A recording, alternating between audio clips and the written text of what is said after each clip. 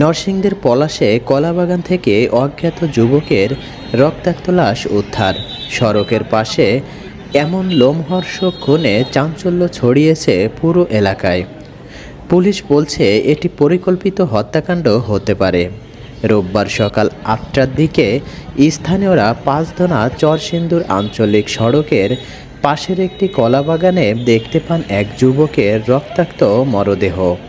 খবর পেয়ে সকাল 10টার দিকে পলাশ থানা পুলিশ ঘটনাস্থলে পৌঁছে মরদেহ উদ্ধার করে। স্থানীয়রা বলেন, সকালে কলাবাগানে কাজ করতে গিয়েই আমরা মরদেহটা পড়ে থাকতে দেখি। চারপাশে রক্ত, শরীরে কাটা ছেঁড়া ছিল। পুলিশ জানায়, নিহত যুবকের বয়স আনুমানিক 33 বছর। শরীরের বিভিন্ন স্থানে ধারালো অস্ত্রের একাধিক আঘাত ছিল, যা থেকে ধারণা করা হচ্ছে শনিবার গভীর রাতে দুর্বৃত্তরা তাকে খুন করে এখানে ফেলে রেখে যায়। আমরা মরদেহটি উদ্ধার করে ময়নাতদন্তের জন্য পাঠিয়েছি। পরিচয় শনাক্তে পিবিআই ফিঙ্গারপ্রিন্ট সংগ্রহ করেছে। সিসিটিভি ফুটেজ ও স্থানীয়দের তথ্যের ভিত্তিতে তদন্ত চলছে।